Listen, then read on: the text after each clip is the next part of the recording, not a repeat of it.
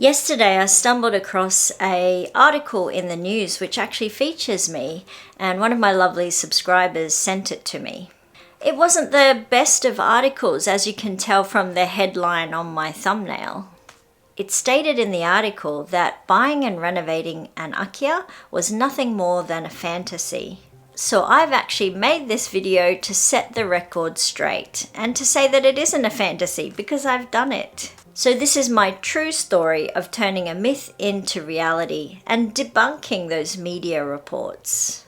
So I did recently agree to be interviewed by a Channel 9 reporter who was doing a story about Australians who'd moved to Japan and bought an Akiya there.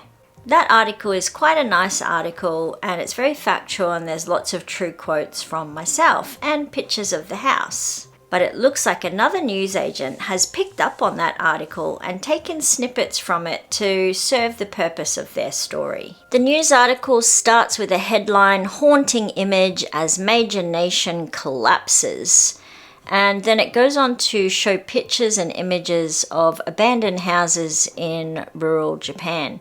The images that were shown in the article, I just don't see those images of houses falling down to the ground like this.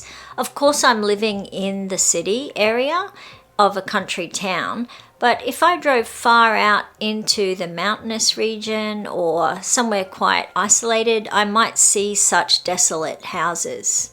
They've brought my story into their article with the headline, "Fantasy. Warning as Aussie snaps up $20,000 home." It says that I claimed to find success, but I actually have found success. I have bought the house. And then it came with a warning where a gentleman from a university says you really have to know what you're doing or you may get stung. And what he means by stung is that if you don't carefully research the property, you might get stung with taxes. Well, actually, there are taxes. There are acquisition taxes when you buy the house. And then you have your yearly taxes. Like in Australia, we call these rates. I'm not sure what the rates cost you, but where I lived in Brisbane, they're around $500 or $600 on average per quarter. Here in Japan, at my house, the rates bill is around $300 per year. So there's no getting stung like we get stung in Australia. It's a different kind of sting. It's a $300 a year rates bill that I'm going to be getting here. I had a look at some of the comments from people who'd read the article. So on one hand, we have the Australian housing crisis where buying property is just unaffordable for many people. And then on the other hand, you have Japan where there is a housing crisis where there are houses just being abandoned and not enough people to live in them. So just like the commenters are saying, it'd be nice if there was some kind of relationship between the two countries and maybe we could solve this problem. It is possible to buy and renovate a house here in Japan. Now, I'm not selling any services and I don't recommend you do the same as me. I'm just letting you know that it is possible. The reality is, yes, there are so many houses on the market in Japan.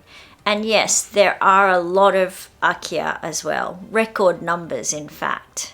It's all about supply versus demand. And with the decreasing population here in Japan, the demand for these houses is definitely going down. For some of the younger people in Japan, they're wanting to move to some of the major cities. And Wakayama City isn't exactly a major city. It does have infrastructure, like plenty of hospitals and shops and everything you could imagine is here, but the same job opportunities might not be here that you could find in, say, Osaka or Tokyo. But for people like me who just want a home, a place to call their own, some of these properties are just ideal. I'm not outlaying $1 million. I'm not thinking about return on investment or capital gain or selling for a profit. No, it's a lot more simple than that. It's the desire to have a house to live in and not pay rent. I'm just going back to basics here. I'm just looking for somewhere to live and somewhere for my friends and family to come and visit and have somewhere to stay. I can have pets, I can redecorate, I can renovate, I can do what I want to this property because it's mine. And for me, that brings a lot of enjoyment. I know some people have commented that you'd be better off renting in the long run, but I beg to differ. Today I've had my builder here doing some of the renovations. I'm getting the tiles replaced in my entranceway. So before I moved in, there was a bit of a stain on the tiles. ですか？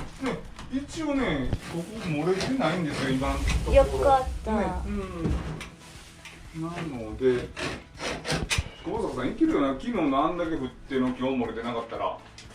じゃあ昔のなんかあったのかな？ね、昔のかなと思うんですけど。And the builder seemed to think this was because the house was vacant for so long. An animal, potentially a rat, had crawled into the ceiling cavity and died, and that has left a stain on the ceiling tiles. The new white ceiling tiles match the same tiles that I put in the bathroom when I renovated the bathroom. This really brightens up the front entrance space. I was so sick of looking at that stained ceiling.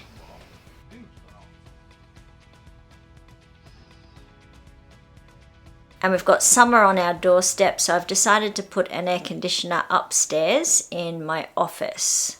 So to get these two jobs done, the builder has quoted me 1,000 Australian dollars to get the aircon installed. And for that I needed to install a power point upstairs and also drill a hole in the house to make room for the vent to go through. And downstairs to get the ceiling tiles removed, taken away and replaced, that was a cost of $800. So all up, I've managed to get these two renovations done for the price of around 2,000 Australian dollars. So I guess at the end of the day, the news report saying that Japan was suffering a major existential crisis and the nation is collapsing, I think that's just going a little bit too far. There are some lovely properties up for sale and some really livable Akiya as well. They're not all as bad as they portray. So today you've heard my reasons for buying a property in Japan, and I'm curious to know what your reasons are. Quite a few of you have written to me in the comments saying you're interested in also pursuing this avenue, and I'd really like to know what the different opinions are out there and why you're also looking to do the same thing. Is it cost of living for you, or is it just wanting to live the Japanese dream? I'm very curious to know what your reasons are.